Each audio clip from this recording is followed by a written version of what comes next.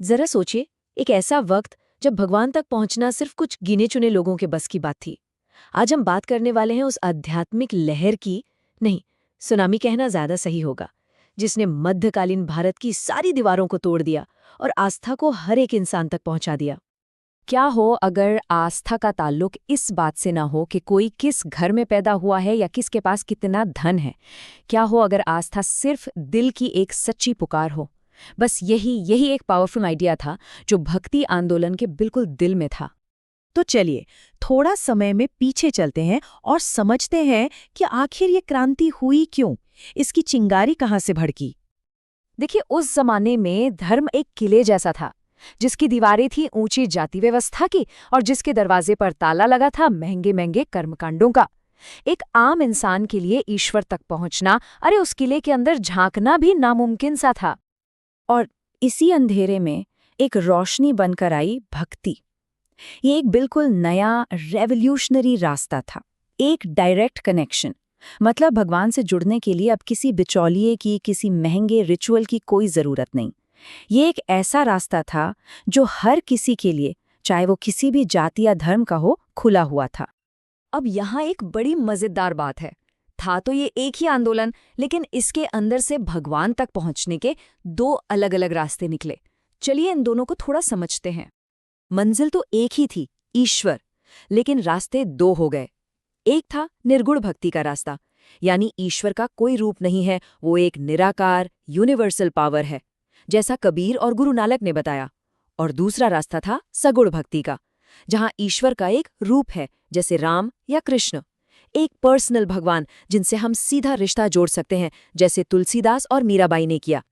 पर ये जो संतों के गीत और दोहे थे ना, जो लोगों की जुबान पर चढ़ गए, इनके पीछे कुछ बहुत बड़े थिंकर्स का गहरा फलसफा था।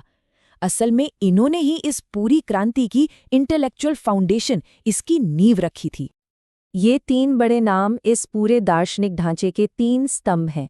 सबसे पहले 788 एडी के आसपास आदि शंकराचार्य, फिर 11वीं सदी में रामानुजाचार्य और उनके बाद 13वीं सदी में माधवाचार्य। तो सबसे पहले आदि शंकराचार्य, जिन्होंने अद्वैत वेदांत का सिद्धांत दिया। अद्वैत मतलब जो दो नहीं है, एक है। इसको ऐसे समझिए, जैसे एक विशाल समंदर है और उसकी एक छोटी सी बूंद। उन्होंने कहा कि हमारी आत्मा यानी आत्मा उस बूंद की तरह है और परमात्मा यानी ईश्वर उस समंदर की तरह, दिखने में अलग पर असल में दोनों एक ही हैं। इसके बाद आए रामानुजाचार्य। उनका दर्शन था विशिष्टाद्वैत, लेकिन उनका सबसे बड़ा, सबसे क्रांतिकारी योगदान ये था कि उन्होंने कहा मोक्ष का दरवाज़ा सिर्फ कुछ लोगों के लिए नहीं, बल्कि भक्ति के जरिए हर किसी के लिए खुला है। जाति कोई भी हो, कोई फर्क नहीं पड़ता। अब आप सोचिए, उस जमाने के समाज के लिए ये कितनी बड़ी और कितनी हिम्मत वाली बात थी। और फिर तीसरे स्तंभ थे माधवाचार्य, जिनका विचार था द्वैत यानी ड्यूअलिज्म। उनका मानना था कि ईश्वर और आत्मा एक नहीं बल्कि दो अलग अलग हकीकतें हैं, बिल्कुल वैसे ही जैसे एक पेंटर और उसकी बनाई हुई पेंटिंग।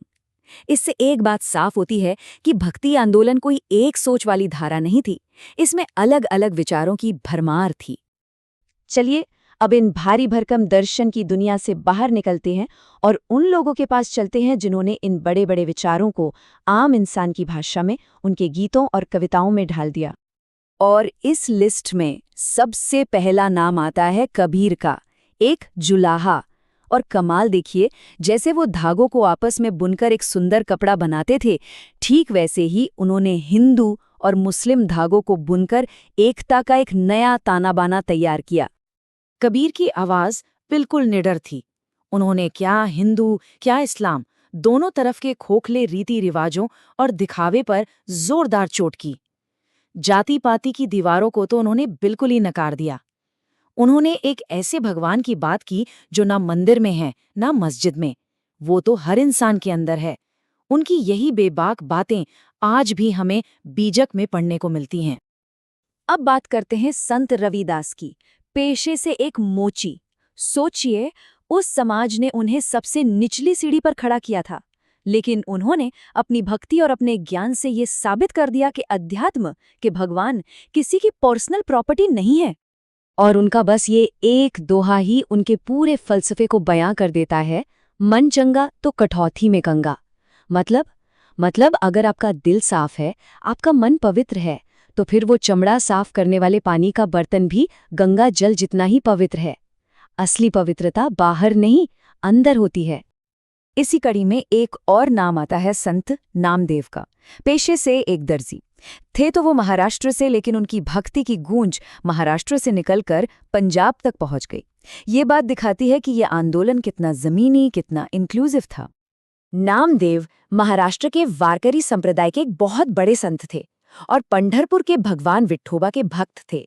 लेकिन यहाँ एक हैरान कर देने वाली बात है, उनके लिखे हुए पद सिखों के सबसे पवित्र ग्रंथ गुरु ग्रंथ साहिब में शामिल हैं। सोचिए जरा, ये इस बात का सबसे बड़ा सबूत है कि सच्ची भक्ति किसी राज्य या धर्म की सीमाओं में नहीं बंधती। अच्छा, ये तो हुई निर्गुण संतों की बात। अब जरा सगुण भक्ति के कुछ बड़े नामों को देखते हैं। उत्तर भारत में तुलसीदास जी ने रामचरितमानस लिखकर भगवान राम को घर घर पहुंचा दिया। वहीं सूरदास ने सूरसागर में कृष्ण के बचपन का ऐसा जिक्र किया कि वो तस्वीरें आज भी आंखों के सामने आ जाती हैं। फिर थीं राजस्थान की राजकुमारी मीराबाई, जिन्होंने राजपाट छोड़कर कृष्ण भक्ति की ऐसी मिसाल दी जो अमर हो गई। और बंगाल और ओडिशा में चैतन्य महाप्रभु ने संकीर्तन शुरू किया, मतलब भक्ति को मंदिरों से निकालकर सड़कों पर एक जश्न बना दिया। तो सवाल ये उठता है कि इन सभी संतों और विचारकों ने आखिर हमें विरासत में क्या दिया। चलिए इस आंदोलन के उस असर को देखते हैं जो आज भी हमारे बीच जिंदा है। तो इस आंदोलन ने भारत को बदला कैसे? पहली बात, इसने सामाजिक और आध्यात्मिक बराबरी की बात की। दूसरी, इसने पूजा पाठ के लिए मुश्किल संस्कृत की जगह आम लोगों की भाषा को बढ़ावा दिया। कीर्तन और अभंग जैसे संगीत के नए रूप सामने आए। और सबसे बड़ी बात, इसने आस्था को रस्म और रिवाजों से निकालकर एक पर्सनल एक्सपीरियंस बना दिया जो सीधे दिल से जुड़ा हो। और शायद इस आंदोलन की सबसे बड़ी विरासत है एकता। इसका सबसे जीता जागता सबूत है गुरु ग्रंथ साहिब। जरा इस बात की गहराई को समझिए। एक पवित्र ग्रंथ जिसमें सिख गुरुओं के साथ साथ एक जुलाहे कबीर, एक दर्जी नामदेव, एक मोची रविदास और यहाँ तक कि एक सूफी संत बाबा फरीद की बातों को भी वही दर्जा, वही सम्मान दिया गया है। ये स्पिरिचुअल डेमोक्रेसी का इससे बड़ा उदाहरण और क्या हो सकता है?